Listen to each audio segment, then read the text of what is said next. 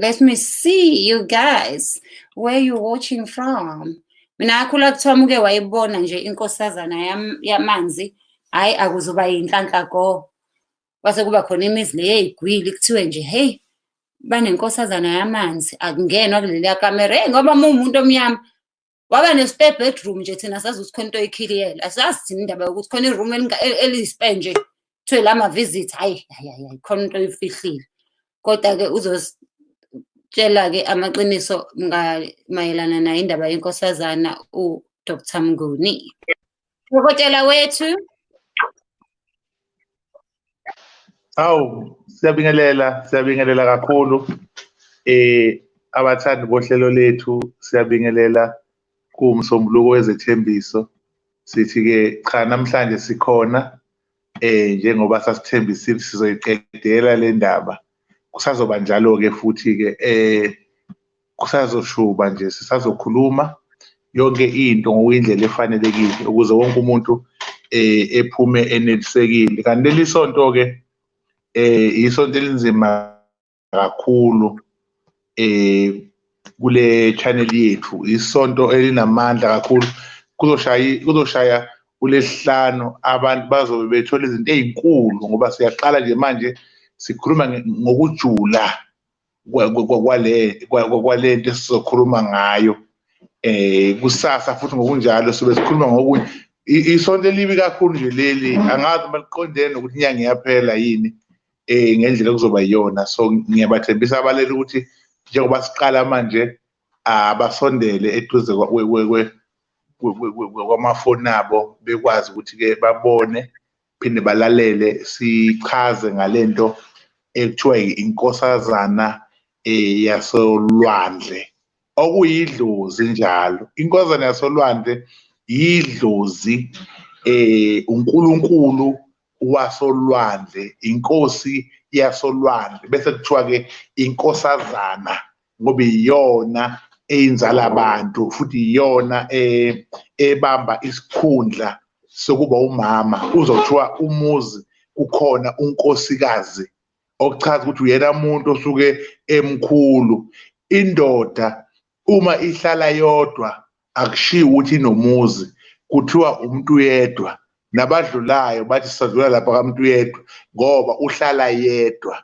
Kodwa mehlala nonkosikazi kuba nesigqi kuthiwa umuzi kugana umazi bani kodwa sibonge kabani. Ingakho-ke inkosazana kuphakama yona olwandle kube yiyona edumayo ukuthi inkosazana yasolwandle. Inkosi yasolwandle noma ikhona kodwa yona ayibizwa ngoba umuzi wakhiwa umuntu wesifazane. Okunjalo nento yenhlanhla uma kuthiwa wenzelwa imbuzi wenza umsebenzi ekhaya kuye kuthiwa thola imbuzi ezalayo khona izinto zakho zizokwanda. So-ke sizochaza ubudlozi benkosazana, siphinde siyichaze iyisithwalo, siyichaze iyinhle, siyichaze futhi iyimbi. Sizochaza leyo nto leyo. Yikho ngithi-ke wonke umuntu okhona olalele akalalele, atshele nabangekho eduze kwakho ukuthi-ke nalo udaba okukhulunywa ngalo namhlanje kuphi nakuphi umuntu layikhona akezwe ukuthi namhlanje sizoqwashisa ngani ngoba kulolu hlelo lolu siyaqwashisa, siyafundisa, siyaxwayisa. Iyona lesimi ngayo leyo, ukufundisa abantu, ukubaqwashisa, ukubaxwayisa futhi. Ilokho nje esigarante ngakho ukuthi mawulandela la uyayithola lezi zinto engiyishoyo ukuthi uxwaye emhlabeni. Umhlaba usunje, uphinde futhi ufundiswe emhlabeni, uphinde futhi uqwashiswe, wazi ngempilo ukuthi makunjena kufanele ngenze njani. Yeah. Ayangihlekisa ama-message angenayo. Abaningi bakhala ngokuthi sebeke bezwa ngenkosazana kodwa baze bayibone. Abanye bathi bona bakhula betshela ukuthi muke wayibona wayiphindisela emanzini nenhlanhla engasukumi phansi. Ngicela uchazele umuntu ongakaze nje ezwe ukuthi kukhona into ekuthiwa inkosazana. Masikhuluma ngenkosazana sikhuluma ngani? Uma sikhuluma ngenkosazana. Inkosazana ikabili. Ikhona inkosazana ehlala emfuleni omkhulu. Kuzoba khona inkosazana yasolwandle. Abantu bavela emhlabathini njengokusho kweBhayibheli. Bese kuba ukuthi ke thina maZulu asiqhamukanga olwandle, kodwa thina imvelaphi yethu ila shuthi ngamanye amazwi umsinsi thina wokuzimilela. Ngesimo sezimpi ezaba khona kuliwa kwahamba kwavela isiprofetho esashiwo isilo samaZulu uShaka esithi kukhona inkonjana eziyoqhamuka olwandle okuyizona ezizobusa lomhlaba. Umesho njalo eshe ngenkonjana eziyoqhamuka olwandle wayesho abelungu abamhlophe, kodwa ngesintu kwangathiwa nokwangashiwo ukuthi abelungu, kwakuthiwa abalumbi. Manje ke laba bantu baqhamuka kuphi ke? Baqhamuka bona olwandle, babesuka ke lapha babesuka khona. So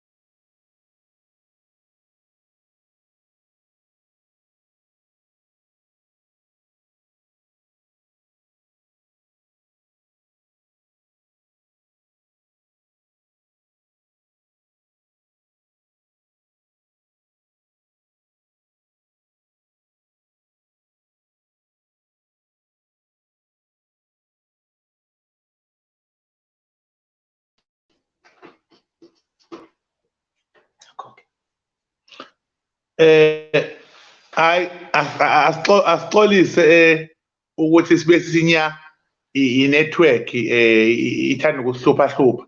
Bengisakhuluma ngendaba ethi abelungu mabefika ke babeqhamuka bona ke olwandle, okwenze ukuthi kube khona ke usiko lwabo abalenzayo lokuthi njalo ebusika noma ngabe bajabulile noma ngabe yini abafuna ukuyenza baye behambe beyolwandle, kube ukuthi bachitha isikhathi khona noma bavakashile bayihlalele olwandle noma baseholidini. Ulwandle iyona mpepho yabo bona abayishisayo ngokuthi kancane kancane beyolwandle, kancane kancane beyongena.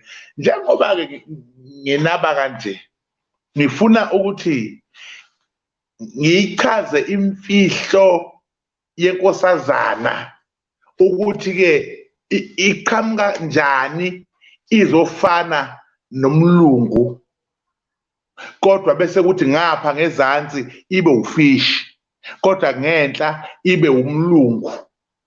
Lento ithi ngalesikhathi lesi abelungu bona behamba phezu kwamanzi beza ngapha noma bewela, akusikhona ukuthi mhlawumbe kukhona umlungu owawa noma kwaba kanja owawa wawela emanzini wagcina esephila khona. Cha, bona badaliwe ngendlela abadalwe ngayo, nathi sadalwa ngendlela sadalwa ngayo. So inkosazana isidalwa saselwandle isidalwa umuntu owadalwa nguNkulunkulu straight, hayi ukuthi wadaleka ngephutha mhlawumbe wakhonteza cha, yadalwa uNkulunkulu wayibeka olwandle, ngoba olwandle uma ungangena khona uye phansi uzofica inkomo, ufice imvu, ufice inja, ayikho into engeze ukuyithola ekujuleni kolwandle. So-ke inkosazana nayo yadaleka kanjalo, yayisihlala ke olwandle, iwumlungu wasolwandle nomuntu futhi olwandle ukhona. Bese kuba khona enye ehlala emfuleni, lena ke ehlala emfuleni ayimhlophe njengalena yasolwandle, yona ke iminyama le eyasemfuleni, iminyama ngendlela yokuthi iminyama yonke into yayo le eyasemfuleni zihlukene, kufana nathi nabamhlophe, right? Le nkosazana yasolwandle yayikhona vele kakade, yayikwazi ukuphuma ivele kulowo muntu lowo onedlozi elihle nonenhlanhla yethongo yabantu abangasekho, yayikwazi ukuvela. Mhlawumbe ivela nje usolwandle uyayihambela, kokunye ivela mhlawumbe uyadoba, uma udoba ngenyama ebomvu yenkomo ila eyithanda khona ukusondela khona, so iyakwazi ukuvela idle lenyama ilumeke, ngalesikhathi wena udonsa bese iyasondela. Inkosazana alukho ulimi engalikhuluma, ikhuluma zonke izilimi. Icela ukuthi lalela, ngicela ungikhiphe la lento, uma ungikhipha yini ofuna ngikwenzele yona. Ngalesikhathi wena uthi ngifuna imali, hayi ukuthi uzothola ithenda, hayi ukuthi uzothola umsebenzi, hayi uzoqosha imali, ithi linda la ulinde ihambe, ayisezukubuya yona, sekuzobuya imali ize la okhona wena uyicoshe le mali. Le mali iyiphi na? Le mali leyo ukuthi uma kuhamba umkhumbi uhamba uya emazweni, kunesikhathi la khona ongakwazi khona umkhumbi ukudlula ume, yizona suke zivalile, bese kuthathwa imali iphoswe phakathi, iphoswe imali, emva kalokho bese umkhumbi uyakwazi ukuhamba. Leyo mali leyo bayayigcina, beyigcinela ukuthi uma kukhona umuntu othile abafuna ukumnika, bamnikeze ngaso leso sikhathi. Imvelo le engikhuluma ngayo, ngokwemvelo, umuthi hayi mina ngifuna imfuyo, uyofika ekhaya uvela uphiwe umuntu inkomo, izizale zingafi, zande zibe inqwama ngoba ucele ini? Imfuyo. Inkosazana iyinto eyenza lento ethandwa umuntu. Umehluko-ke owenza ukuthi namhlanje sithi sikhuluma ngayo, akusikhona ukuthi njengoba ihlezi olwandle nje iwukufa noma iyisithwalo, cha. Ukhona umuntu ongayibona ulwandle iphuma abalekathi nasi isithwalo senza kuthiwa inkosazana isithwalo, cha. Sikhuluma ngemvelo yayo, ukuthi imvelo yayo kahle kahle idalwe uNkulunkulu, iyavela. Bakhona abantu abathandazayo ngale kwamadlozi, ngale komsamo omuhle, ngomthandazo, umuntu athandaze ivele, akhulumisane nayo, imnikeze khona yami. Inkosazana akukho uyozikhuluma, ukuyibona nje kuyinhlanhla ngokwemvelo eyadalwa uNkulunkulu. Indaba-ke ilana-ke namhlanje isekuthenini abantu abazinyanga, hhayi abathakathi, abantu abayizinyanga, ngoba kuhlukene inyanga nomthakathi. Inyanga iyaphilisa, umthakathi uyabulala. Inyanga ma isingene ekuthakatheni, ile nyanga le ezonikeza umuthi, umuntu okubulala omunye umuntu, umuthi wokuhlukanisa abanye abantu, umuthi ozohambe ukuthi hamba umshaye. Leyo nyanga leyo isikubambe kubili, isiyalapha, isiyathakatha. Kodwa inyanga zakudala okuyizona ezazi namakhubalo zayibuka lento ukuthi inkosazana ayiphumi kunombane, ayiphumi kunombane. Ungangena olwandle ubhukude ngeke uzuyibone, ikhona ngeke uzuyibone ngoba ayiphumeli noma ubani. Bese kuthi-ke inyanga zihlale phansi zibuka ukuthi asibe nekhubalo lokuyikhipha inkosazana, hayi ukuthi iphumele nombani ezomthanda yona, kodwa uma uphethelele ikhubalo ngesandla noma kanjani kumele ivele inkosazana, bese uyicela ukuthi ayikwenzele ini, izokwenzela ngesimo sekhubalo. Ngoba kunemithi khona umuthi nje engawusho manje okuthiwa umembesa. Umembesa uma uwuphethe inyoka uhlangani nayo, ngisho abe kuthi uhamba ehlathini njani ngeke inyoka uzuyibona, ayisondeli inyoka kumembese, kodwa likhona ikhubalo futhi elithandwa zinyoka ongathi uma uyiphethe leli khubalo zize kuyinyoka zonke ngoba uphethe ini ikhubalo elinjani eliyithandayo. Nayo ke inkosazana inamakhubalo ewathandayo ukuthi uma ukuwafika olwandle uphethe leli khubalo noma uliqugudile uyibize ucela inkosana solwandle ngicela uphume yimini uzibani bani ngifuna ukukhuluma nawe kanje kanje, wena ongagitshelwa ongakazi udibane nandoda empilweni yakho usho izawuphuma izwa leli khubalo bese uyayitshela ukuthi yini ofuna yenzeke. So inyanga zigcineke seziba naleli khubalo ke ekuthenini abantu abafuna ukuphila kahle, nabantu abafuna ukuba namabhizinisi, nabantu abafuna ukuba odumile bebe nezinto ezinkulu kodwa akwenzeki, bese ethi umuntu sengihlupheke kakhulu, sengizamile imkhovu ayilunganga, ngizamile igubhu ayilunganga, bengicela manje ukuthi okungcono ngithole amandla enkosazana. Bese ke ukhishelwa ke leli khubalo ke iphume inkosazane unikezwe yona. Omunye izokhishwa ikhulume naye kuphela noma yena akhulume naye kuphela, emva kalokho bese iyayihambela. Omunye uzofuna ukuyithatha kube ngeyakhe izohlala naye la ekhaya, uzofuna ukuyithatha ayifuye la ekhaya, ihlale la ekhaya, ayakhela i-swimming pool. Omunye uzoyibeka olwandle luseduze kwakubo noma athi hayi ngifune yasemfuleni. Konke lokho kwenziwa ukuthi kusuke kunekhubaliso elikhona.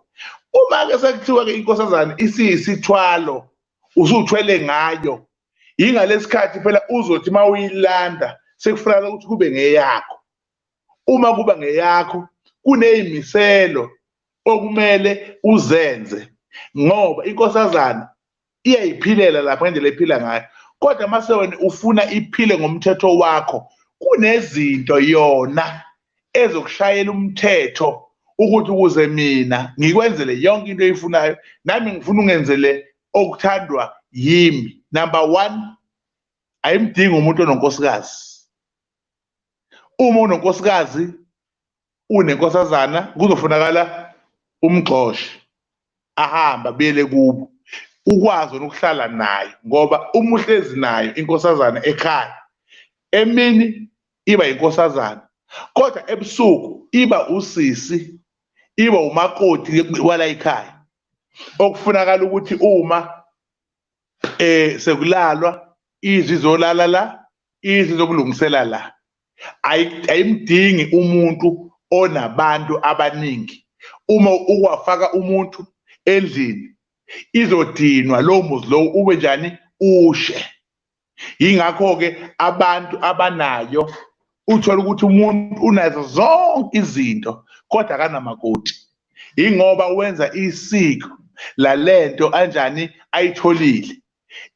Uma kuwukuthi uzocela kuyona ukuthi-ke ngiyacela ukuthi-ke ngiganwe, kufunakala uganwe umuntu ozokhethwa yiyo futhi ongakaze adibane nomuntu wesilisa empilweni yakhe, kube uwena kuphela ozodibana naye. Inkosazana ithanda lokho.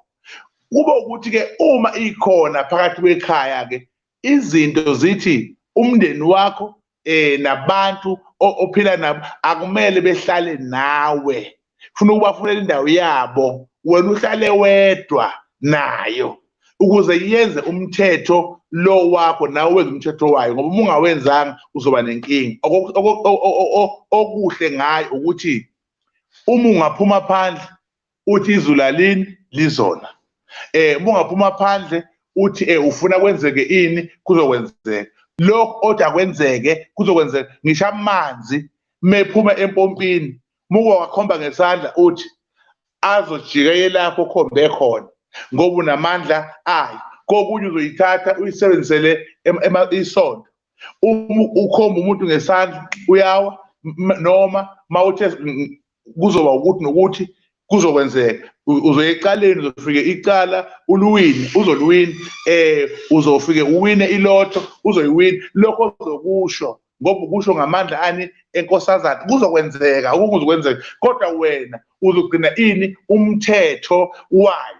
Ngalesikhathi ungasawugcinanga umthetho wayo ila khona okubheda khona yonke into uzokuthiwa kushe umuzi kwasha ngisho imoto noma nimane laduma izulu umuntu wabhidlika wonke ingoba iyona injani idiniwe noma wena udinwe umuntu othile izohamba yona lo muntu oyomenzakalisa ngalo ukuthi wena ubeka isandla. So inkosazana inamandla amakhulu okudlula zonke izinto ezikhona ngoba ayikho into engakwazi ukuyenza. Ngisho nawe umzimba wakho iyakwazi ukushintsha ugeze iwenze ube muhle uhlezi uyilento ethandekayo. Isikhumba sakho sibe sihle yiyo ukugeza ngamanzi ayo lahlala khona noma yona igeze. So uhlezi uthandeka uhlezi umuhle kodwa umthetho uthi awukwazi ukwenza noma ngabe yini ngaphandle kwayo. Lento ithi abantu abathatha lento bayayithatha ngokodumo kodwa ifika ihluphe uma usungasayenzi ini imithetho yayo.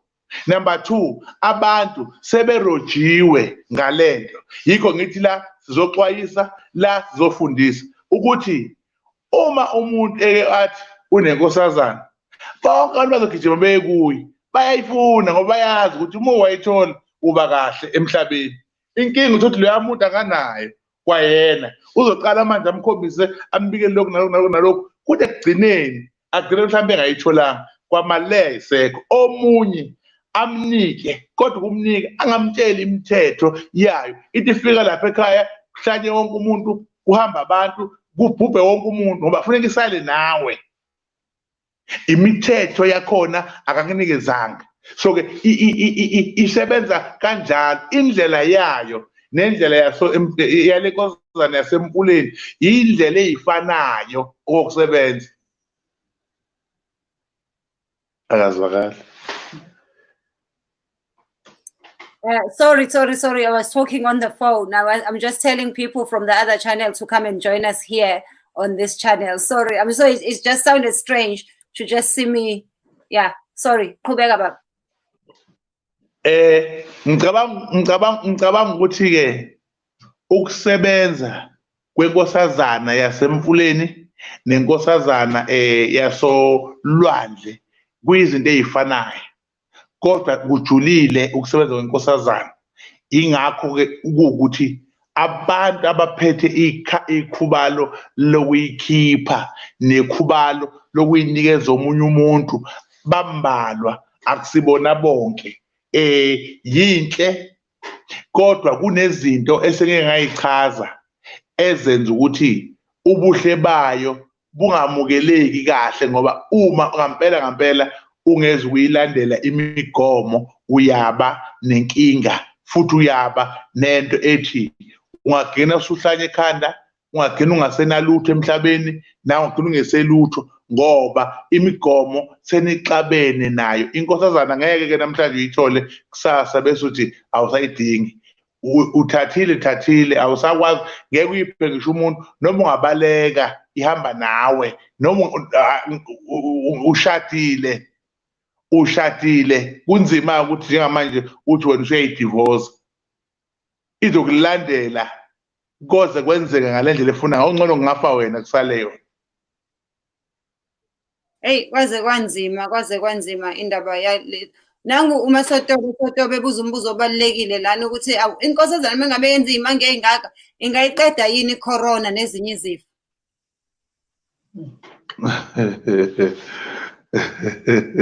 Awu yazi lo mbuzo muhle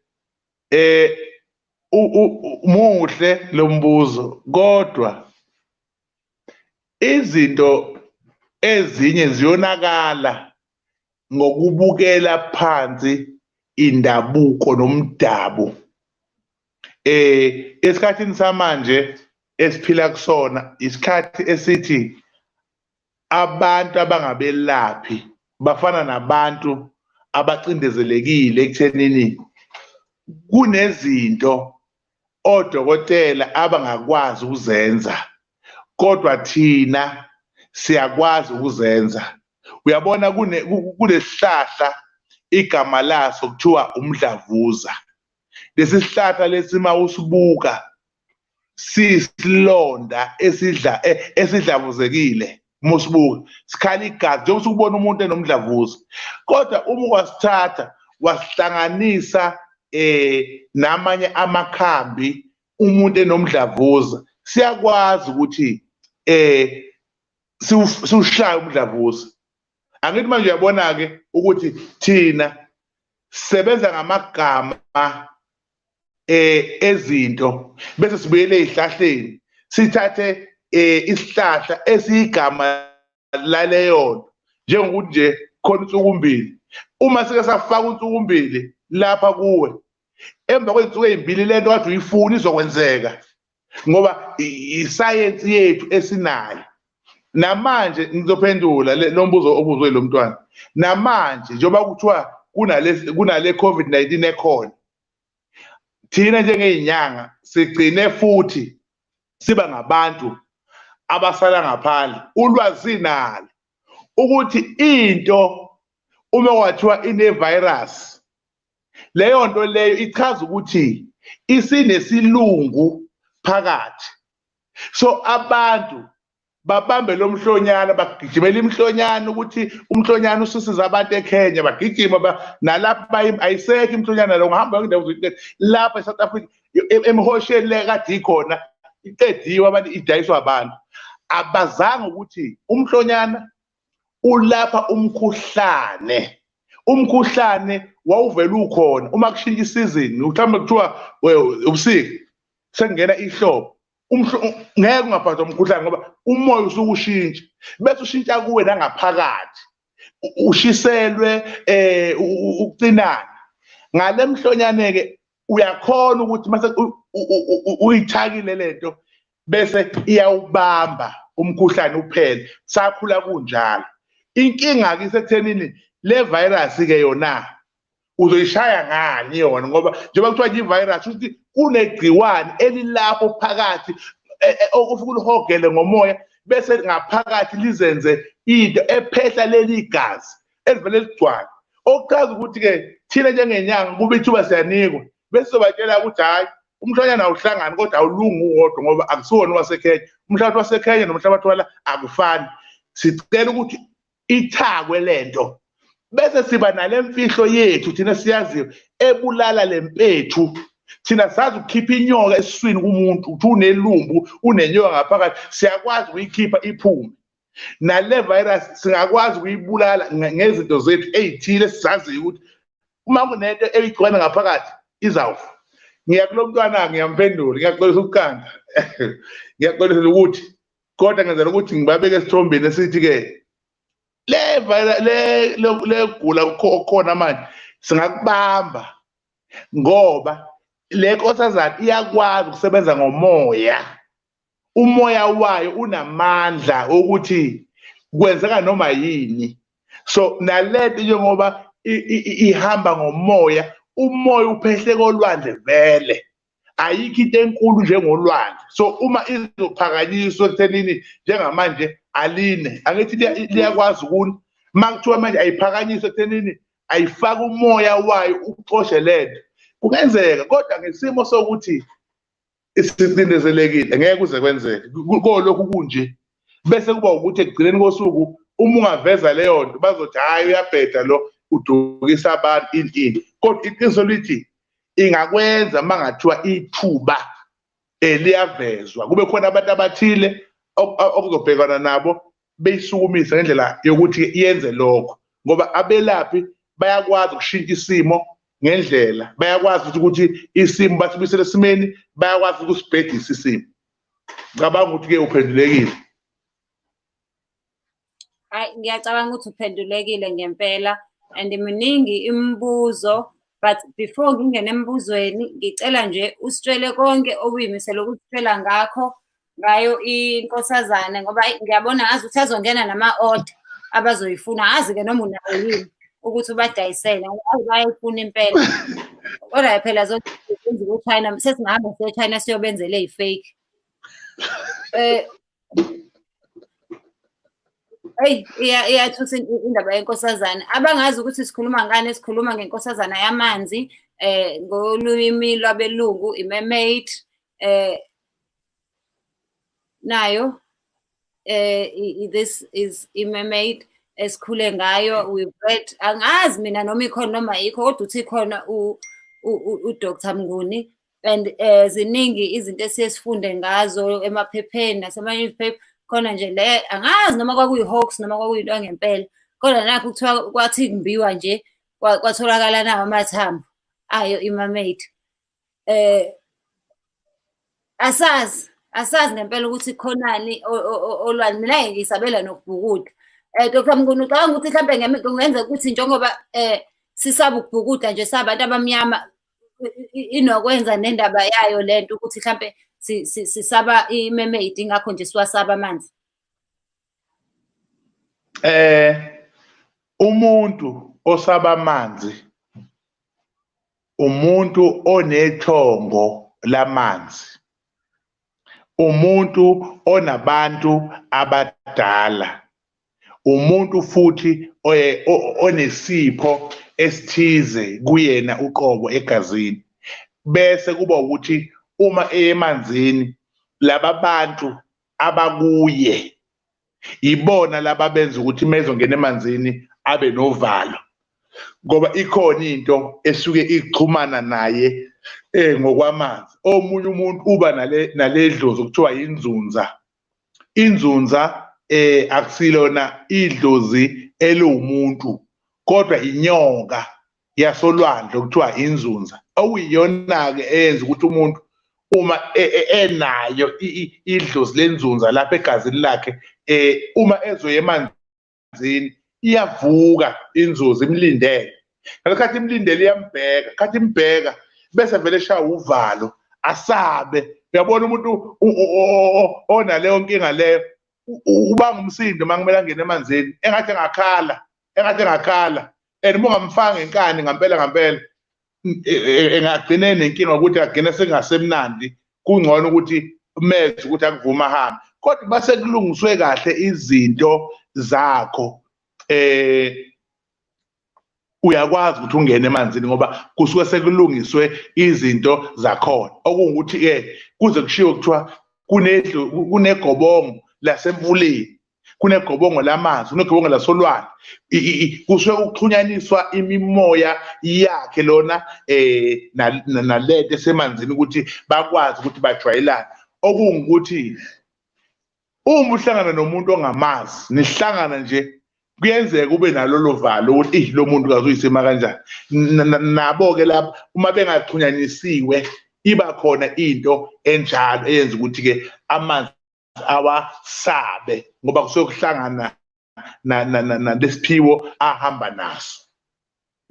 Nangobusisiwe Mkhize kaNgcobo ethi kushuthi nginabantu abadala Nkosi yami, uyaphela uFoyezi ngingayi la ekhaya bahlezi beya ngisale mina, Jesu ngiyasaba serious futhi. Uthi nje kuyophela uFoyezi manje akayingeni olwandle, mebehamba kuba uyayisalela yena, uyasaba futhi serious okwangempela. Kungenzeka ukuthi isayini yokuba nabantu abadala leyo. Cha, unesiphiwo impela nje anaso esingakaqhumi. Mhla saqhuma uzwe ngoba omunye umuntu uyaba naleyo nkinga leyo, kodwa njalo melala ebusuku aliphupha ulwandle, njalo melala ebusuku awaphupha amanzi. Ikhona lento ekuye ethinta amanzi.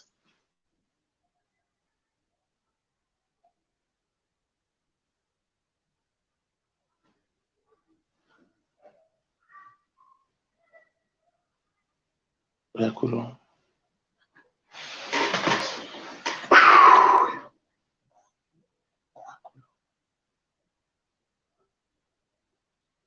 Hawu, sengikhulume kangaka kanti ngikhuluma ngedwa. uVumankosi uthi kuyiqiniso yini ukuthi iy'nhlanhla inkosazana. ngithi mina hayi le nje angikholwa ukuthi iy'nhlanhla le ngathi inobudikoloshe le. Lena-ke hayi lena ngathi nakho ukuba inhlanhla. Kungabe kuyiqiniso ukuthi iy'nhlanhla inkosazana?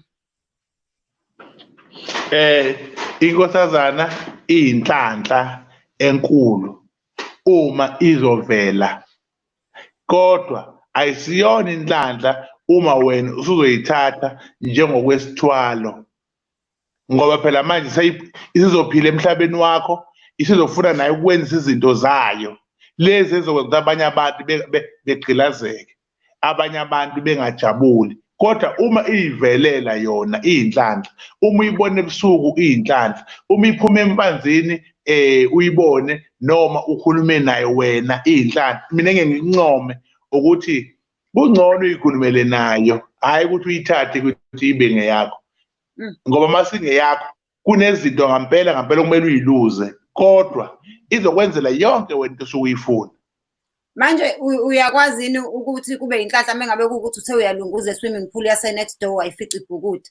Kuyinhlanhla nalokho noma fanele uyibone olwandle noma emfuleni? Noma uthi uyovakashela nje mhlawumbe isoka lakho uthi uyavula ikamera ekungangenwa kulona uyifice hawu ubabeni nayo inkosazana, kuyinhlanhla nalokho? Hhayi-ke ukuyibona inkosazana kuyinhlanhla, ukuthi uyibona ngayiphi indlela kuyinhlanhla ngoba iyimfihlo. Njengoba kuthiwa nje kule yandla kungenwa, ingoba kunemfihlo elapha, wena usubona imfihlo enkulu. Ukuyibona nje kuyinhlanhla, ngisho ngabe kuthiwa uyibonaphi, kodwa nje ukubona inkosazana kuyinhlanhla. Angiphathi khona uma kuthiwa uyithola isendaweni yayo olwandle, uthi uyahamba u-12 ebusuku. Mekuwukuthi nakho-ke sengithi ngiyayibona imane iqhamuka olwandle, ngimane ngithole yisimungulu engakwazi ukukhuluma, ngenze njani lapho? Kusho ukuthi inhlanhla yami sinyamalele kanjani mane ngithole inkosazane kanti iyisimungulu? Cha, izokuzwa kodwa wena ayikho into engeke ikizwe, ukuthi nje ikwange nje ikubone. Uma ikubonile nje noma wena uyibonile ikhona inhlanhla, ungabe usalinde ukuthi izisho okuthile, ukuthi ivele nje hawu usenhlanhleni impela. Unonhlanhla uNdlazulu uthi umuntu ongacela inkosazana ukuthi imise le corona ngaboshwa kwayena nje ngoba ezweni kunjena. Kungagijima abakwa-SPCA. Ucabanga ukuthi ngempela ungaboshwa mengase kuwukuthi uyabanja ukuthi hhayi umnguni unenkosazana lapha kwakhe? Ucabanga bangakuphuca bangakubopha noma iyakwazi ukucasha bangayiboni ibone wena kuphela?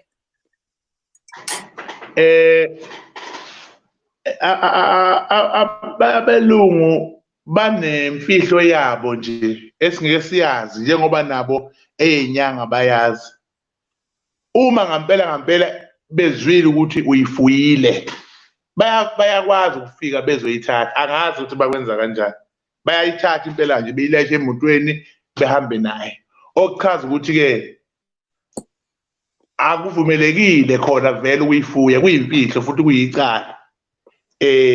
Ingakho kwezinye iy'ndawo ake ngithi nje lapha eduze kwethu eMhlanga, ngeke eMhlanga ubonakala uhlaba inkomo egcekeni, ungaboshwa ngoba bazi ukuthi wenzani, uyayihlukumeza. Kodwa thina injabulo yethu isekuthenini masijabulile kumele masihlabe. Manje lapha nama ubonakala ngisho bengakubona ngisho ungaqhamuka inyoka abafuni uyishaye, kumele ongcono uyixoshele ukuthi ingene ehlathini, hhayi ukuthi uyishaye. Bengakubophela-ke lokho ngoba bethi uzohlukumeza ini imvelo. Eyi ngoba banjalo bathi singayidli inyama sibe ama-vegetarian. Omunye ngamhlalisa phansi ngathi hhayi awuzuhlala-ke kosofa beleda ngoba uzositshela ngokuthi inyama ayidliwe. Uma ungabe uyi-vegetarian nje awuyigqoki iy'cathulo zeleda, ufake ibhande leleda ngoba phela nalo lithathwa esilwaneni, singadlala abantu esincisha inyama. ULwandile Siba kaMdlovu uthi why abelaphi bendabuko bengasebenzisi yona inkosazane or amakhubalo ukuze uhulumeni abaphakamise abanake? Yini ndaba ningasebenzisi amakhubalo kanye nayo inkosazane ukuze uhulumeni anganibukeli phansi aninake? Kahle kahle kwakhona nje lokho ukuthi uhulumeni asinake. Siyakuthanda kodwa futhi asikuthandi ngesimo salento kuthiwa intela. Waqala wasebenza ngendlela kahulumeni uzokutshela ukuthi ufunakala umuntu umshashe emalini aweqi la. Number 2, kufanele imali umuyifaka ebhenki kube khona eyakhe azoyithatha. Ingakho ukuthi imvamisa yethu thina belaphi siyaregister kuphele kanjalo, kodwa asikuthatha ukwelapha sikuvule njengenkampani ngoba uhulumeni ufuna lokho ukuthi sikuvule kube njengenkampani ukuze ezofaka i-tax. Bese kuba ukuthi ke siyafuna ukuvela ukuthi sisize uma izinto sezinje, kodwa makusekuhle siyakubalekela ukuvela ngalezi izathu zokuthi kufuna kuthathwe yona le mali engekho yogogo ibuye ngapha kuyena. Kodwa uma kuwukuthi kungakuthiwa mhlambe bayabheka ngoba sekuvele nawo umhlonyana yithe siwazi kangcono, mabengasibizela ukuthi ningenza njani ngalomhlonyana na, noma aninayo ezinye izinto zenu njengeinyanga. Inyanga ziyakwazi ukunisa imvula, inyanga ziyakwazi ukudumisa izulu, inyanga ziyakwazi ukuphendula imoto ihamba iphenduka imoto kufe lo osuke efuneka phakathi. Okuchaza ukuthi ke izinto ezithize ongathi makuhlezi phansi kukhulunywa inyanga ziwenza umehluko. Indaba esemoneni-ke ngoba uhulumeni bengafika kumnguni ethi qoqa abalaphi nenza umehluko, abelaphi bazovele bengibulala bethi usethatha imali kuhulumeni sethi asikhiphe iy'khwama zethu. Into yethu injalo nje ngoba kuba sengathi uhulumeni ukhipha imali enkulu wayinika wena ophethe umbono wokuthi ngenzakalani, ukuthi asihlanganeni 1 2 3 kuthiwa usethola imali bese kuyalokhuzana njalo bese kuyahlakazeka. Yingakho-ke singeke sisebenzise amakhuba ukuthi uhulumeni akasona ngoba uzothi into othile kubonakale ngathi uyena. Angithi namasonto ayaxhaswa, kodwa makuthiwa joyinani nibhalise amasonto ndothola uxhaso, losho lokho sazi ukuthi imali yonke kuyena wayidla wayiqeda. Yingakho-ke kunje kwazi kwayinkinga, kufanele sifunde ukuthi sibambane sabantu abamnyama. NanguBusani ebuza ukuthi icela ulwazi ngokusebenza kwamafutha enkosazana. Labantu abaye bathi badayisa amafutha enkosazana ngenzeka ukuthi akhona ngempela nokuthi asebenza kanjani, ngoba ayi mina ngisakholwa yilutho khona ikhemisi elidayisa umchamo kaShaka. Ngithi mina noma ngathi umchamo kaShaka Zulu noma ngathi umchamo kaShaka lo Solwazi usuke uthole kanjani nje umchamo kaShaka. Kodwa-ke nangebuza ukuthi amafutha enkosazana ayasebenza nokuthi uyini umsebenzi wawo.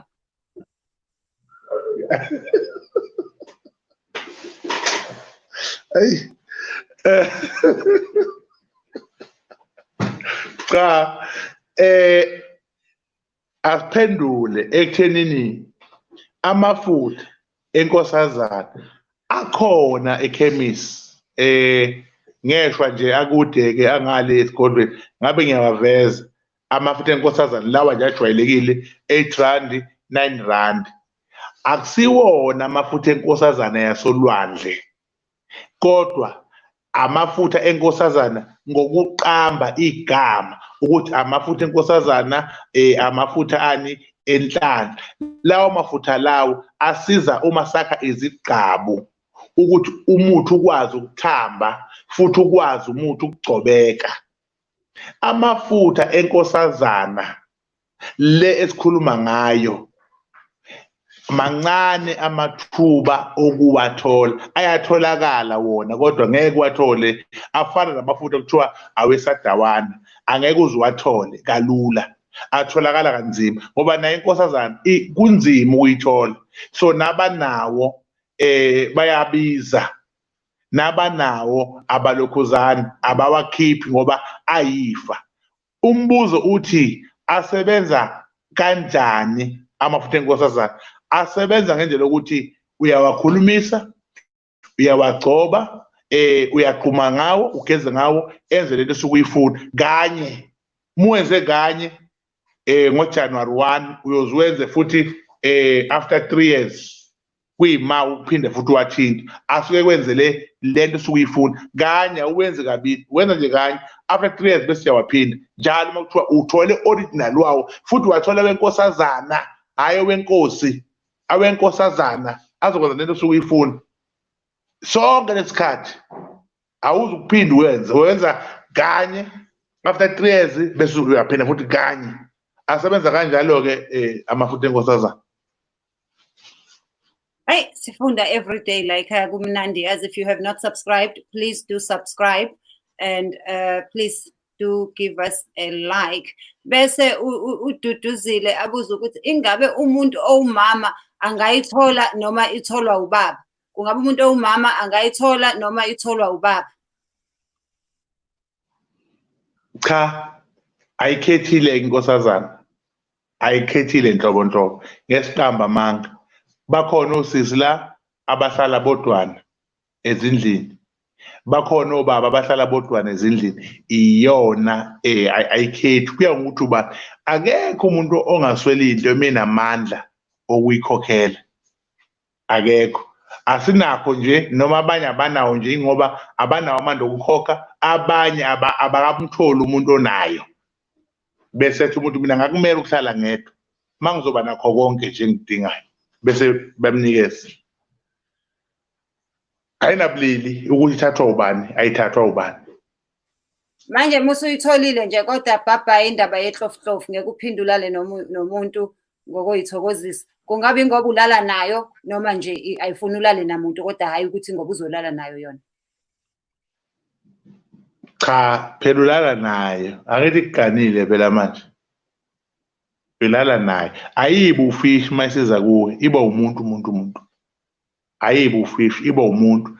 Kuyenzeka kwesinye isikhathi udibane nomuntu kanye. Ake ngilinganise nje mhlambe uyahamba ngemoto, kumane ekhayikho umuntu agibele emotweni. Uhambe naye acela ukwehla. Kanti bengesiyena umuntu. Bekumfanekiso womuntu, umoya othile.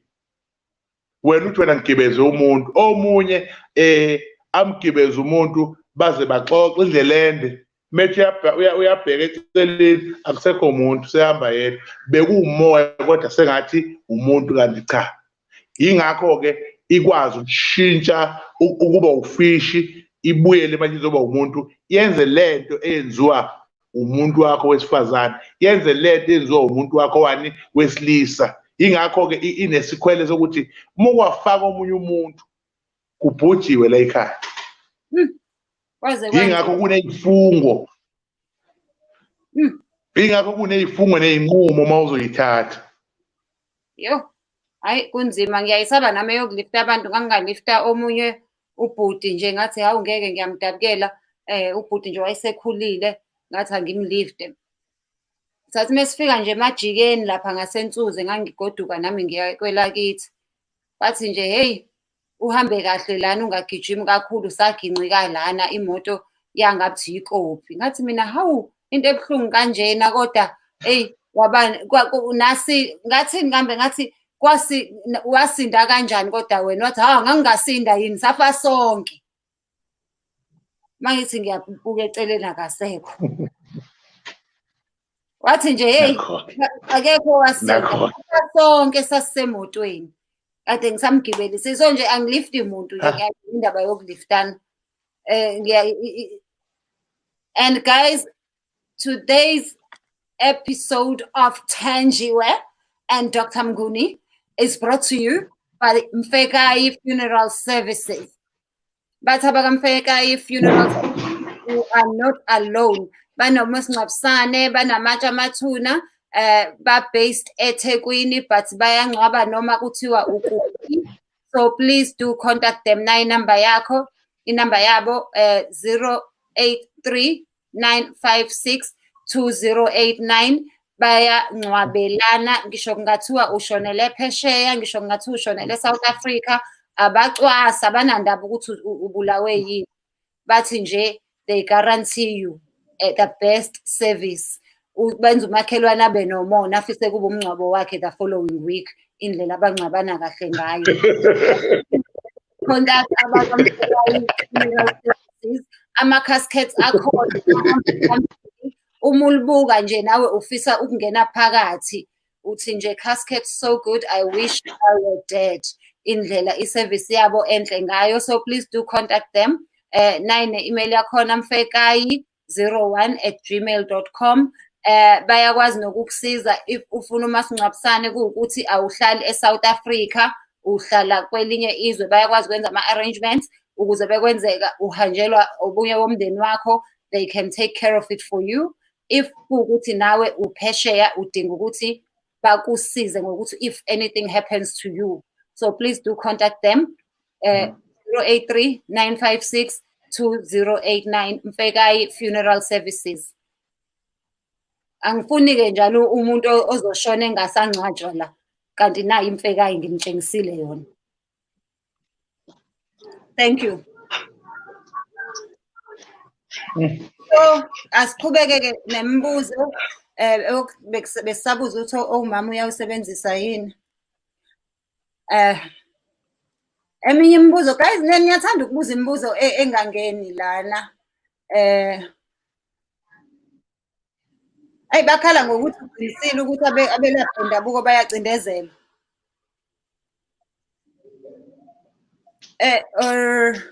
Okay, lena i-addressa wona amafutha enkosazana bese siwa-addressile. Nangu ubuyile Mshengu Chabalala uthi manje kushuthi laba bayifuyile ngoba kuthiwa inesikhwele, kushuthi balala nayo maybe iphenduka unkosikazi. Awu bese siwu-addressile nalo. Ngathi ususihambele phambili nje dokotela wethu wayiphendula yonke imibuzo yethu singakayibuzi. Ayi ngathi usuyasirobha manje. Ngathi usukwazi ukusifunda iy'ngqondo esingakabi.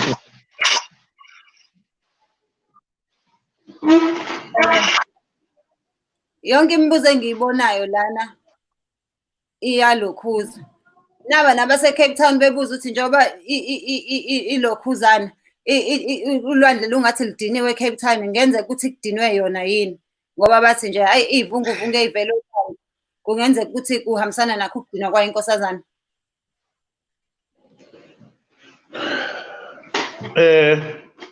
Ake ngithi cha. Inkosazana uma idinelwe umuntu othile, ulaka lwayo luzoyiqondisa kulowo muntu. Olwandle uma kuwukuthi mhlambe ulwandle luyalwa nezivunguvungu ini cha, kungaba ukuthi isimo esithile esibhekene nalolo lwandle lolo. Futhi ke lapho olwandle akusiyona yodwa inkosazana ekhona, kukhona nalento okuthiwa umkhoma, nawo unezinto zawo. Ngokunjalo futhi noShaka nawo futhi unendlela yawo osebenza ngayo. Kodwa ukudinwa kolwandle kulele kakhulu kumnikazi walo uNkulunkulu, ngoba mhlambe uyena owazi ukuthi kusuke kwenzakalani. Ngeke ngempela sithi yinkosazana, ngeke futhi sithi akusiyo. Singasho ukuthi isimo nje esithile esifikile. Nangu umkhulu Phalish ose-Pretoria, eProtea Glen uthi inkosazane ikhona kodwa ibonwa abantu abanenhlanhla kuphela, and uyazila kakhulu ukuze uyibone, iyacelwa not kalula. Uthi nje ibonwa abantu abanenhlanhla futhi fanele uzile, kusho fanele ujule emthandazweni, akuyo into ebonwa inombani. Fanele kube ukuthi unenhlanhla futhi uyazila kakhulu ukuze uyibone. Uthini lapho dokotela? Cha, ngiyahambisana naye, kuyiqiniso elikhulu lelo. Kuyiqiniso elimsulwa ukuthi ke uyazila uyihlambulule, uhlale emthandazweni, uma unenhlanhla ngempela iyakwazi ukuthi ivele. Ukhulekani Emmanuel Zondo uthi sanibonani Mamthenjiwe no Dr. Mnguni, ngabe uyakwenza njani inkosazana bengalona beyifuyile ehamba emhlabeni abeshabalala kwenzeka njani manje ukuthi ke nangokuThenjiwe ubeyifuyile inkosazana enakho konke emhlabeni, useyahamba emhlabeni, uyakwazi ukuyishela umuntu ekhaya nanokuthi izinto oyithole because of inhlanhla yenkosazana ziyasala noma uhamba nazo? Cha, angeke uhambe nazo into zakho. angeke uhambe nazo iy'nhlanhla zakho, kodwa uyamnikeza umuntu ukuthi-ke angaqhubeka igadi. Kunamasiko ozomenzisa wona. Kokunye iyakwazi yona ukusho ukuthi mhlazana uhamba ngizosala nobani, bese uyaqala-ke wena-ke usunikeza lowo muntu lowo izinto zokuthi akwazi ukuyimela. Iyona-ke inhle ngalokho ukuthi ayihambi nezinto esuke unazo uma kuzolandeleka imithetho yayo. Nangomunye buza ukuthi abathakathi bayakwazi ukuyisebenzisa ukuthi bathakathi inkosazana. Uyakwazi ukuthi uyisebenzise ukuthakathi ukubulala abantu, ukwenza izinto ezimbi, noma uyisebenzisela izinto ezinhle kuphela? Ngike ngachaza ekuqaleni ngathi inkosazana ayizwani nokuthi umuntu naye udinwe. Muke wadinwa wena iyahamba iqonde kulo muntu omdinele.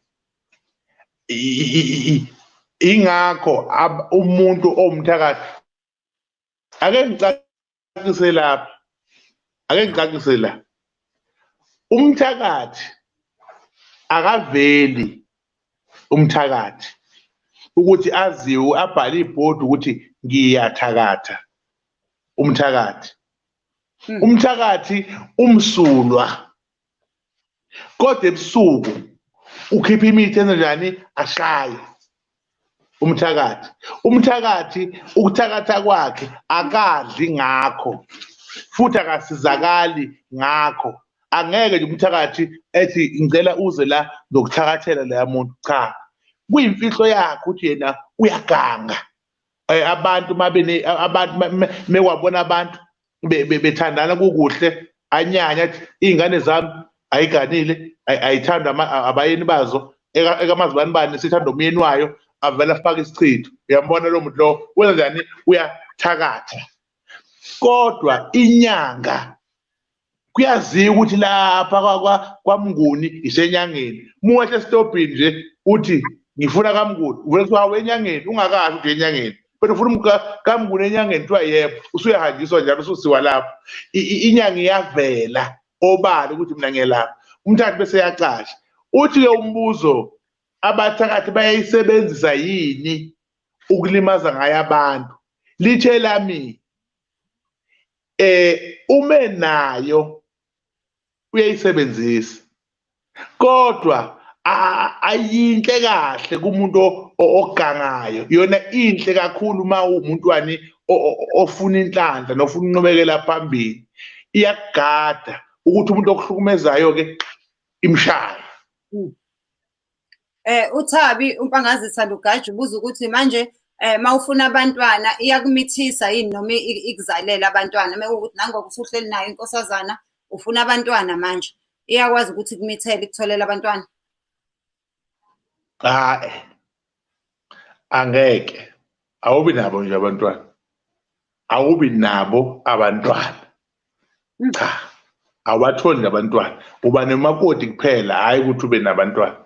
Ayikwazi ukukutholela abantwana ngoba umoya wena usuke umbathe nomoya, hhayi nayo uqobo. Nangu uFumbatha Ntokozo ethi ngicela ukubuza ku-Dr. Mnguni angakwazi yini ukusihlolela online kule show?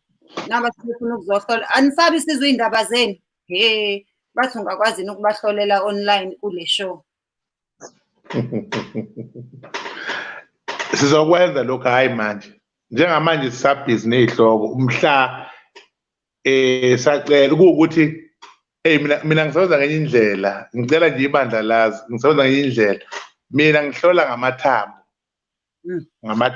Uma kuwukuthi ngiyathandaza ngokwesikholwa, ilapha nakhona okuvela khona iy'profetho. Angazi ukuthi kanje kungenzeka yini, mhlawumbe ngagcina ngihlolelwe oyedwa ngoba kuthatha isikhathi nokuhlolela umuntu akulula. Ngicabanga ukuthi sizokubhala phansi mhlawumbe ekuhambeni kwesikhathi sizokuhlela, kodwa njengamanje cha, ningalindeli lutho. Ngicela nilalele iy'hloko esininikeza zona. Abadinga ukuhlola abeze ekhaya bezohlola, ayikho inkinga. Nayi nenamba yakhe uDr. Mnguni 073 497 0584. Nangunonhlanhla uNhlawa kwaZulu ethi njengoba kwakukhona i-tsunami kwathiwa khona owayidobayo, ngabe yiqiniso yini leyo? Kwathiwa la ekugcina khona ulwandle yila eyayikhona, yabuya nalo ulwandle phakathi ngoba kuthiwa khona owayidoba, ingakho kwaba ne-tsunami nje yabhidliza izinto ey'nkulu umhlaba wonke ko-China kobani, kuthiwa khona owayezama ukuyidoba. Ngabe kuyiqiniso lokho? Cha, iqiniso nje elimsulwa. Leyanto ayihlukunyezwa, leyanto ayithintwa. Uma ingafuni nento ayenziwa. Ngisho umkhumbi yawumisa uma ingafuni, ume nje ungahambi. Ngisho imoto ungafaka ukhiye beyiphushe ithule nje ibuke makuthiwa ivalile. Leyanto leyana amakhehla iwona angenelele ekuthenini incengwe, ngoba leyanto kunendlela yokuyincenga, kunendlela yokuyicela, kunendlela yokuyikhipha, kuney'ndlela zakhona okwenziwa ngayo. Futhi-ke umuntu olalele njengamanje engathi nje hawu la bantu baxoxa inganekwane, kanti sikhuluma ngento esiyaziyo. Futhi uma ngathi uyalandela ngampela lento esikhuluma ngayo ungayibona uma kuwukuthi uyalandela impela ufuna ukuyazi lento, ngoba yinto esiyaziyo futhi esingayitholanga nje njengoba siba ngaka nje. Into yamakhehla, iy'mfihlo zamakhehla, ukuthi uma uthandwe amakhehla usiphethe kahle isikhwama sokwelapha, bese amakhehla akunikeze ulwazi oluthile bese yahamba usalulibamba. So sikhuluma ngento ekhona, nento futhi-ke eyenzeka ngampela nje umntwana esho ukuthi yadinwa kakhulu, umhlaba wakhe wabhubha. Hayi, kumnandi la ekhaya. uThobile Promise ubuza ukuthi kuyona yini uma ubhukuda olwandle uvele uyibone uwedwa ngale kokuthi uzila ekuthiwa uyayihambela nje nabangani bakho niyoyibhukudela, umane uyibone wena. Kufanele ubaxoxele abanye ukuthi uyibonile noma kube imfihlo yakho kuphela. Hayi, uyibona kuyinhlanhla, sishile ekuqaleni sathi ukhona umuntu oyibonayo nje ngale ukuthi udla umuthi, ngale kokuthi uthwele noma uyidobile, cha ayibone nje kuyinhlanhla enkulu kabi. Inhlanhla ayifihlwa, uyixoxa inhlanhla ubongiswe, kuthiwa siyakubongela, khona kuzoba njani, kuzokwanda. Uma ubona inhlanhla bese uyigodla akuzukwanda. Lento ifana nani nokuthi uma unemali kulanjwe ekhaya, imali unayo kulanjwe ngoba wena unemali, ungeke ukuthenga ukuthi akudliwe bebonge kuze kusasitholenye. So if injalo inhlanhla iyabongwa inhlanhla. Nangu uBuyiswa Phila Ndaba ebuza ukuthi ngabe inkosazane yamanzi yafa yini? Akwenzeki imani ife nje usahleli nayo. Kwenzeka kanjani? Ngabe iyafa yini? Njengoba sike sayibona lapha zizipoki zifile ezinye zomile, ngichaze ekuqaleni ngathi iyimvelo, ayikho-ke imvelo engafi. Into nje eyadalwa uNkulunkulu, isikhathi sokufa sikhona, ngisho izihlahla ziyafa, ayikho into engafi ngaphandle komhlabathi. Kodwa nje into ephilayo ephefumulayo iyafa, ziyafa nazo, kunesikhathi lapho efa khona.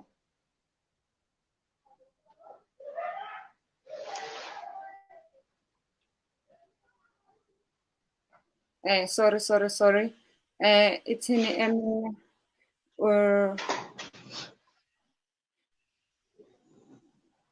na umbuzo. Yanithanda mina ngoba niyambuza nimsaba udokotela wethu. Wake wayibona? Dokotela wethu wake wayibona?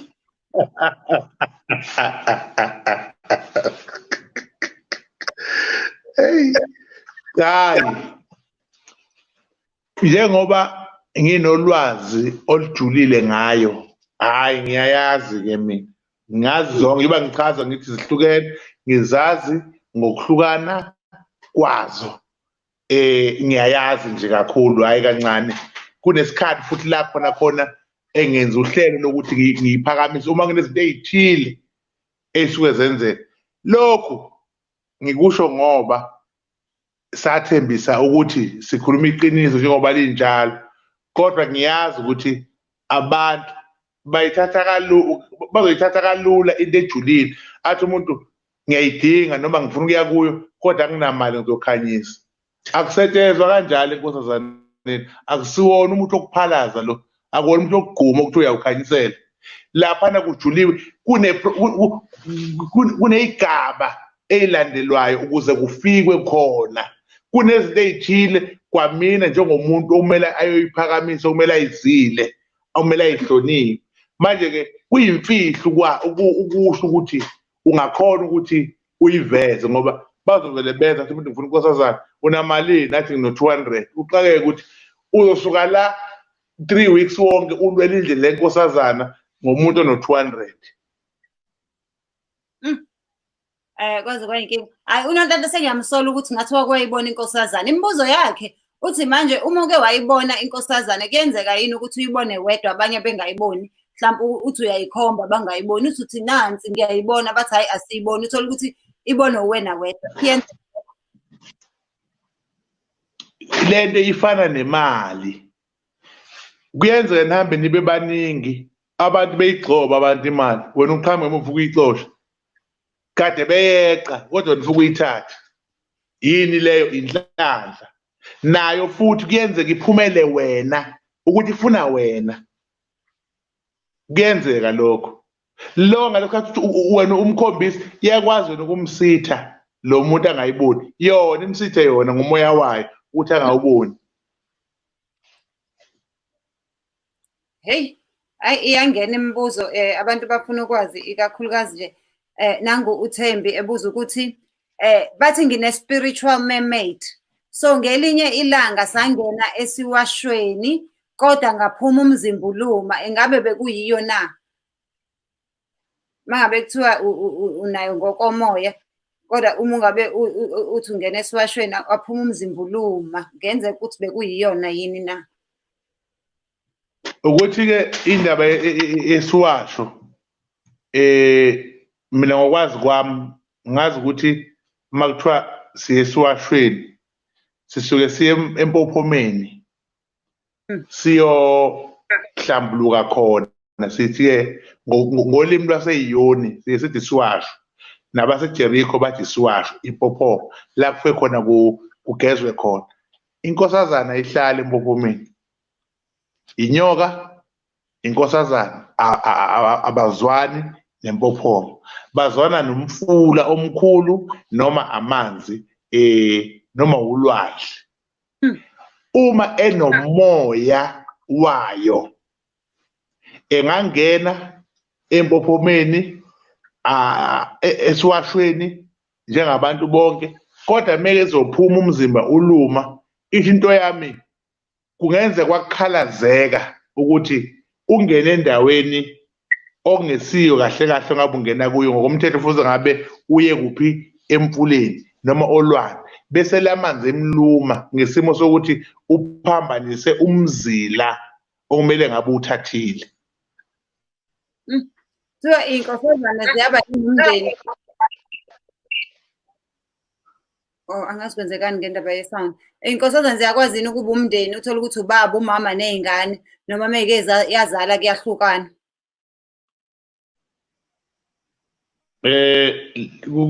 Kufana neyinkomo.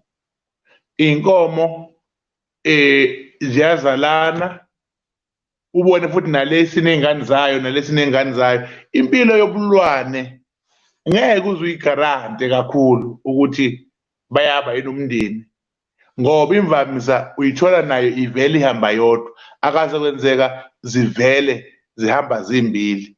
Kodwa labantu abamaciko okuthiwa ososayensi bayakwazi ukuyiveza ziningi ndawonye, okungisho ukuthi-ke zingaba umndeni noma yisona umndeni asazi, ngoba phela bona ziphila ebangeni lobulwane, aziphili ebangeni lani lesintu noma lobuntu.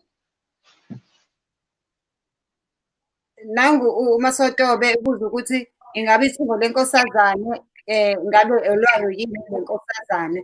UDr. akhuluma ngayo, mase sikhuluma ngothingo lwenkosazane ngabe sikhuluma ngayo ngento yayo yini inkosazana la nje sesibone i-rainbow. Isintu leso esichaza ukuthi inkosazana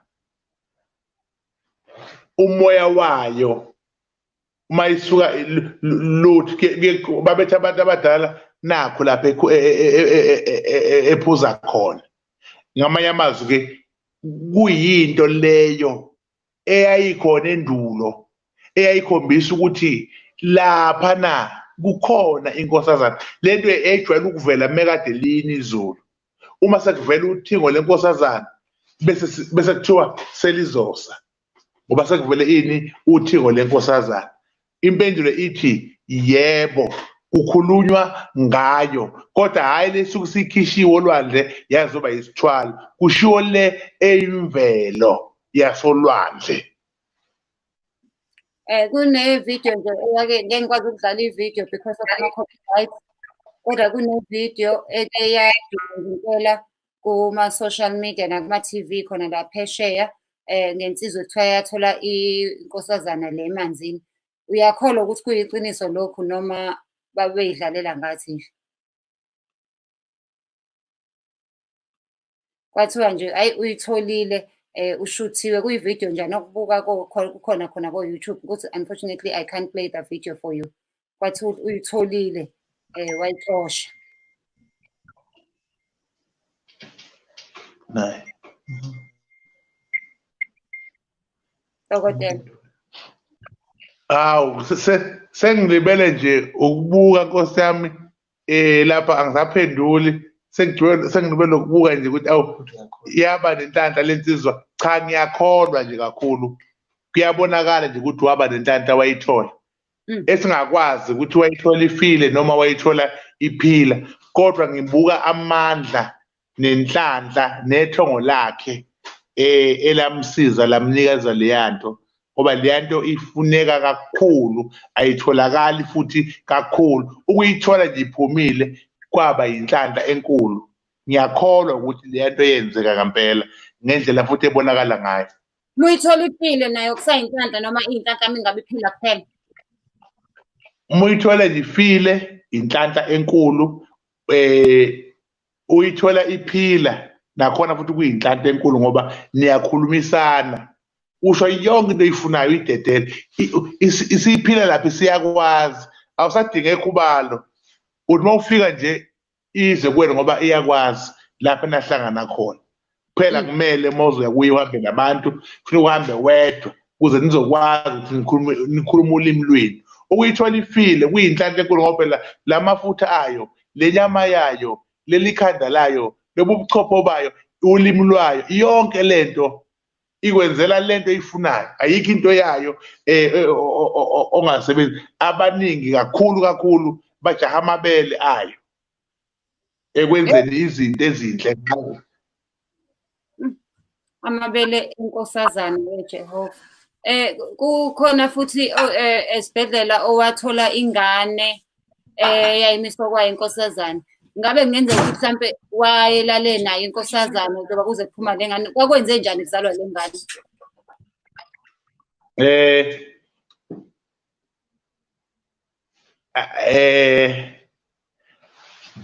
Iyona-ke impela-ke le ngane inkosazana. Ngeke ngikamba amanga la anginalo ulwazi lokuthi wayelale nayo na, kodwa ngingasho ukuthi ilento okuthiwa isidalwa. Sike sabona umpho nalo nomphonyana behlangene ngelokhuzana ngeyimongo okwaba yinto yaba inkulu emhlabeni yasidida sonke, kodwa izidalwa. Leyanto ngingasho ngithi kwakuyisidalwa lesi uNkulunkulu ayesenze kulo mama, isidalwa. Angiqinisekisi ukuthi wayedibene nayo. Hayi kunzima athi ngithathe a few more questions before sivale.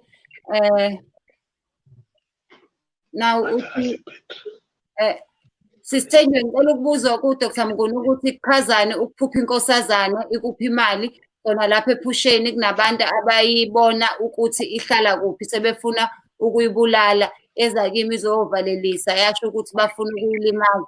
Yathi uma sihamba yangipha inhlamvu yemali yamaphepha. Ukuphi inkosazane ikuphi imali? Kuyinhlanhla enkulu kakhulu. Kuyinhlanhla enkulu kakhulu kodwa intembi ilaba abantu abafuna ukuyibulala, okuchaza ukuthi kunabantu abamelene naye ukuthi angabi nanhlanhla. Kunabantu abamelene naye abavala ubunhlanhla kuye ukuthi bungabi khona. Ingakho ithi ngiyahamba ngoba bafuna ukungibulala. Futhi kunabantu abafuna nje ukuthi lona ahlupheke angabi nayo inhlanhla, kodwa yamshiyela inhlanhla yahamba, kodwa yamtshela ukuthi qaphela kunabantu abafuna ukungibulala, bafuna ukuvala inhlanhla yakhe.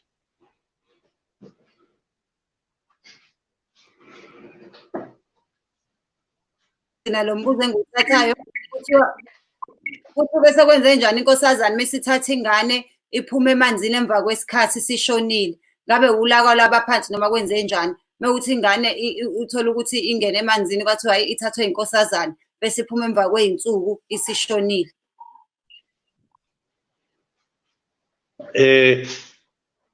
Kahle kahle amanzi ayahlonishwa amanzi ngoba umuzi loyana womuntu. Awukwazi ukwenza noma kanjani mawuyolwandle, futhi kunezinto esizenzayo thina singayinaki kanti ziyabadina abantu abadala basekhaya. Okwesithathu, kunabantu abafuye izinto zabo lapha olwandle eziphila ngokuthi njalo ngonyaka zifaka umuntu zimbulale aphume esethule kanti sezimdlile mhlawumbe ubuchopho noma inyongo. Manje ke uma ingane kuthiwa imane yangena olwandle yangaphuma noma yangena emfuleni yangaphuma yaphuma isithule, okungenza ukuthi kunesilwane esithile ebesiphakelwa, ngoba zikhona iy'lwane ey'phakelwa ngabantu ongesibona abomndeni ukuthi njengoba lento ihlala emfuleni nje, umuntu oze emfuleni iyamshaya, umuntu oze emfuleni iyamthatha, kodwa kuba nesikhathi okwenzeka ngaso lokho. Naleyo ngane ngenzeka ukuthi yaba sesimeni esinjalo sokuthi kusunguleke ukuthi akuyiwe emfuleni kanti ibizwa ukuyophaka lapha, hayi ngoba kuwukuthi kukanjani. Izimo ey'njalo ey'hlukahlukene.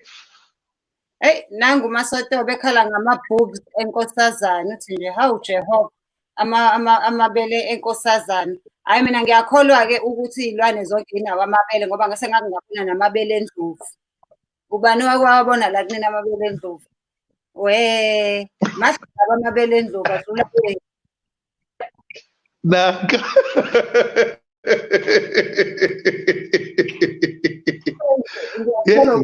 Ngiyakholwa amabele.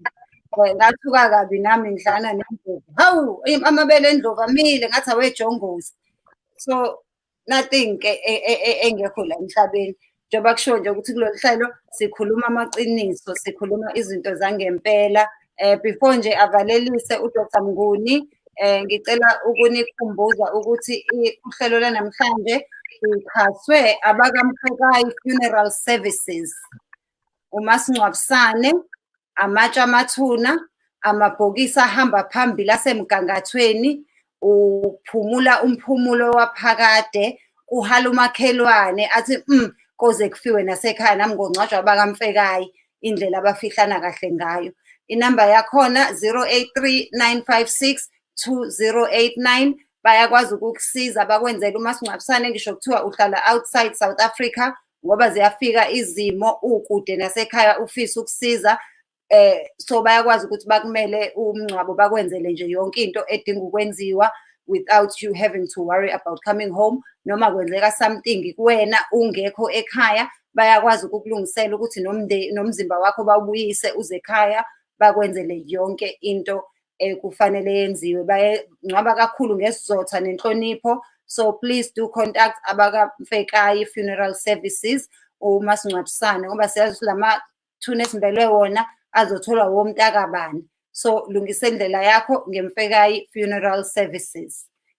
Dr. Mnguni sesivalelisa nje, kungabe iyiphi imessage oshiya nayo namhlanje? Okokuqala nje ngizobonga abathandi bohlelo lwethu ukuthi sihambe nabo futhi sisazohamba nabo. Ngiyacela ukubakhuthaza ukuthi maningi ama-channel akhona, kodwa ngiyacela ukuthi hayi thina sicela bethu bengadidiki, behlale nathi, sifuna ukuhamba nabo indlela. Kukhona indlela esibheke kuyo esicelayo ukuthi abasupporte nabanye abangakangeni. Siyacela ukuthi baxoxelwe ukuthi la kusisithenjiwe ikhona into ephilayo esiyiphethe ewulwazi nokuqwashisa noma ngabe yini. Umyalezo wami uthi ke asisukumenike sonke sihambe siye phezulu ekuthenini sibe yibandla elikhulu elizodla umhlaba. Ithemba ke lethu likunina, nathi futhi siyimisele ukukhuluma izinto ezamaqiniso nezinto futhi ezonisiza. Umyalezo uthi ke ake sisebenziseke lezi zinto ezisetshenziswayo okuthiwa ama-mask, ama-sanitizer, siqaphele ngoba njengamanje sesiphile ekuthenini kuyabhujwa. Asidingi la ebandleni ukuthi kube khona ozohamba ngalesi sifo. Siyafisa ukuthi bonke abantu bahambe next week Monday. Siyacela bonke abasebandleni bahlale phansi baphathe ipeni nephepha. Uma sesivalelisa sizonikela ngomuthi othi abantu abakuleli bandla lethu abazowusebenzisa okuyisipho esiqhamuka kumina nakusesithenjiwe ngokunithanda ukuthi ke sizonikeza lo mshwanguzo niwusebenzise ukuthi nisizakale, ningafi, ngoba uma nifa siyokhuluma nobani, ngoba sizoba silapha nje sihlezi nani futhi siyanithanda kakhulu. Siyafisa ukuthi ke siniphe lo mshwanguzo, sinikele ngawo, nani ke ninikele ke phela ngokuthi nikhulise leli bandla, nizinikele ukuthi ngo-9 o'clock sikhona. Uma kwashiwa isikhathi, amakholwa ke isikhathi asigcini. Uma kwathiwa 11 so uma kuthiwa ishow ingo-6 siyanidinga. Abazobeka emsebenzini abangene, uma kuthiwa ishow ingo-7 abangene, ngoba siyanithanda. Siyafisa ukuthi ke niqhubeke niye phambili. Asenze ibhizinisi ngemithi, siyasiza. Kungakho nabasebandleni sizobanikeza ukuthi ke cha yenzani lokhu nalokhu nalokhu. Abayosala ke ilaba abangafuni ukusebenzisa izinto zesintu, ngoba phela njengoba sizonika nje nizohamba nenu ey'thathele lokhu nalokhu nihlanganise. Ngeke siniphekele sithi nangu, cha.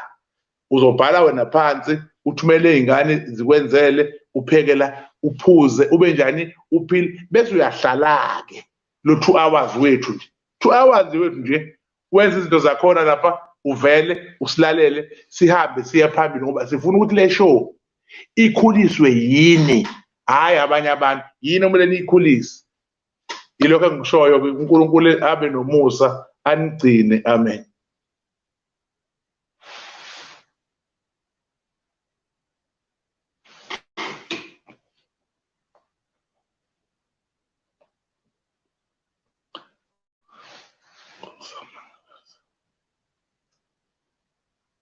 Umlandela ekhaya nize nithole ngisho ama-recipe amahhala. Thank you so much guys.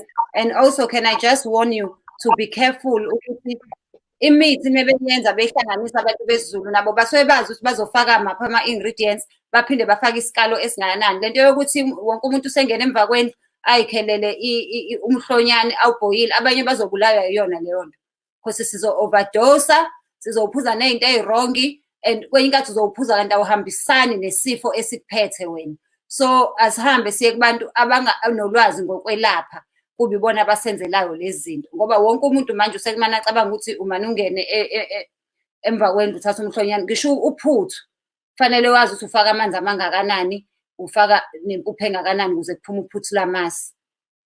Noma kuthiwa asilikali njengabelungu silikala ngamehlo, kodwa umuntu owaziyo nje ukupheka uphuthu ukutshela esaqhama ukuthi ngeke kuphume uphuthu lwamasi la. So nazo lezi zinto zomhlonyane, let us be careful, singamane siy'tshela ukuthi nje siyakwazi ukuzenzela. Let us go and get abantu abasebenza ngendaba zemithi yesintu, kube ibona abasisizayo nabasitshelayo, ngoba ezinye izinto oy'sebenzisayo uthola ukuthi ayihambisani nesifo esikuphethe. Lokho sesikuzwe kakhulu komhlonyane, especially kubantu abanenkinga yo-diabetes, ukuthi hhayi iyabaqeda indaba yokuthi baphuze izinto bengabuzanga. Ngicela nje ungigcizelelele lapho Dr. Mnguni ekutheni akona wonke umuntu oyinyanga. Ogogo bethu babesuke bazi, babalwazi lolu lwazi besakhula, ngoba babethunywa belalela. Manje kunede kwathiwa mhlonyane, akekho ongawudayisi, akekho onganawo. Ngicela ungikhuzele bona ukuthi izosibulala lento yokuthi sonke sesikwazi ukwenza imithi. Yebo, abantu babhujiswe yilokho. Umhlonyana awukaze wawenza into uwodwa. Umhlonyana uyathakwa, unamakhubalo awuphelezelayo ukuze ukwazi ukungena. Futhi umhlonyana mina ngokwami hayi angiwufaki nokufaka nje entweni yami, ngoba ngiyawazi ukuthi ungena umhlonyane yiboza into ecishe ifane. Manje-ke kwase kwaduma ukuthi umhlonyane waseKenya sawuthwala ngeqoma, le koMadagascar khona ngapha engazi khona, sakuthwala ngeqoma, sangafuna ukulandela indlela. So-ke siyacela ukuthi singathathi noma yini, ake sithathe into esineshoyayo futhi nezothi masiyenza yenzeke. Yilokho engicelayo ukuthi-ke ebandleni lethu impela bonke abantu abahlale belalele, bonke abantu abenze okushiwoyo. Mina njengomelaphi ngiyabaxwayisa abantu ukuthi kuney'tezi ezakhiwe manje, kuney'moto ey'thengiwe manje ngalo mhlonyane lo osubulela abantu bagijima bayothenga, abantu bayothenga. Oyibuzayo ukuthi uthenga kanjani into engathakiwe nengahlanganisiwe, kodwa ngenxa yokuthi abantu basaba ini ukufa, bagijima bekhona kudlalwa ngabo. Sithi-ke qaphelani ningathathi noma yini. Thank you so much. Nayi inamba ya Dr. Mnguni gijima la kwi-screen, please do take it and contact him. Ngiyabona umbuzo khona obuzayo ukuthi uma useLesotho wenze njani, uyamfonela, uyaposa akulethele izinto zakho oy'dingayo. Kodwa-ke ngiyacabanga ukuthi ungakhuluma kahle naye in private ukuze akuchazele ukuthi wena uma ukude njengawe useLesotho ukuthi angakusiza kanjani. Kodwa nje hhayi uyasizana kakhulu. Singakhohlwa-ke bakithi ukuthi abakaMfekayi Funeral Services bakhona, you are not alone. Banomasingcwabisane, banamatshe amathuna, bayangcwaba, bakungcwaba ngesikhulu isizotha, njengoba besesishilo-ke nje ukuthi hey, indlela abangcwabana kahle ngayo uhamba ngesizotha. Benza sure ukuthi uhamba nje ngokuhlonipheka, ungafani nasemngcwabeni kaSithe kwavulwa ibhokisi. Ugogo wakhona ethi nje hey, ake nivuke ukuthi lo muntu akalele nandoda yini la ebhokisini, ngoba esaphila ubehlalelele nendoda. So abakaMfekayi-ke benza sure nje ukuthi umngcwabo wakho awukufaka ehlazweni. Casket so good, you wish you were dead. AbakaMfekayi Services. On a serious note, please guys do contact them. Iy'khathi zimbi, and I know ukuthi abaningi bethu bavalelekile even kwamanye ama-countries where you cannot be there to attend. AbakaMfekayi-ke baba yihlo lakho, baba izandla zakho. Ahlukene ama-packages, so you call them and they will tell you ama-packages akhona ukuthi yimaphi ama-packages ongawathatha nokuthi uvuthwa emva kwesikhathi esinganani umasingcwabisane. Kungcono uba kuthiwa ukushona njenge-birthday, kuba kuthiwa uyazazi ukuthi uyoshona nini, ngoba ngabe siplana kahle ukuthi hhayi mina ngizoyithatha after 6 years ngoba kusakude ngishone. Manje asazi ukuthi uba nesizovuka nayo, uba isingesivuke nayo. Ingakho kufanele sihlale siyihlelele. Nayi inamba yakhona 083-956-2089, Mfekayi Funeral Services. Thank you so much guys, and please don't forget ukuthi ni-subscribe The new channel is Thenjiwe TV on YouTube. We are trying to get subscribers to get to 1,000 as soon as we can, so that sizothola wonke ama-benefits aka-YouTube sikwazi ukunilethela iy'nhlelo eziphambili njengehlala yenzeka. And going forward vele ishow sesizoyenzela la kuThenjiwe TV ukuze kungalokhu uhlangana indaba ye-comedy ney'nhlelo zethu esizenzayo. Ubaba uMnguni siba naye every Monday at 9 p.m. iy'hloko ey'hlukile every week, and zonke nje iy'hloko zakhona you can watch. There are so many previous topics esesike sawathinta mekuwukuthi umusha namhlanje kuningi nje ozokufunda, akuqali namhlanje ukufunda futhi akugcini. So mina I will see you tomorrow, and then ubaba uMnguni sizophinde sibuye naye futhi next week Monday. Thank you so much. And ngizama ukumgqugquzela ukuthi avule uYouTube. Asikwazi ukuba naye Monday kuphela, sekuhambe no-YouTube wakhe ukuze abe khona nje every day asifakele ulwazi every day. Nemibuzo le esingakwazi ukuthi asiphendulele yona yonke mengabe sila, at least sazi ukuthi uyakwazi ukuyiphendula esesekhaya ayifake ku-YouTube wakhe. So ngicela ningisize-ke ningigqugquzelele yena. Ngiyabonga kakhulu guys. I love you and have a very good and productive week.